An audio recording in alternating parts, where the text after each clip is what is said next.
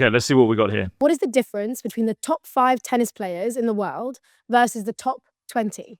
Now, what do you think it was? Was it their coach? Was it their eating? Was it their nutrition? It was. There's definitely going to be an element of that. Those top 5 players, they will have quality nutrition. They will have quality coaches. They do have things given to them once they've been able to get there. Doesn't mean you can't reach it, but it is an advantage when they're at that level. They're also going to have an incredible level of skill and possibly physicality, maybe even genetics. That actually plays a part. What they said to themselves in their mind after they had lost a point. The ones that were top 5, when they lost a point, focused on what they were doing well and then accepted the loss. That's not 100% true. There are going to be players in that top 5, I guarantee you, that will have negative thoughts. Not all self-talk is created equal. What I mean by that is that you can have negative self-talk. You can be saying that you're playing terrible, this today is not good, that serve was awful, that point was crap, and your actions could then be you start to focus more, you start to try harder, you start putting more effort. Was the self-talk bad? No, the action was positive. So the self-talk didn't have a negative effect. You could also have positive self-talk. You could be saying, today's great, I'm feeling confident, my serve is awesome. You start to become complacent. The actions start to become negative. You start to take your foot off the gas and you give the opponent another chance. So self-talk is not always created equal. Don't think that if you have negative self-talk, you can't be a great player. People who were like top 20, they would dwell on it a bit longer.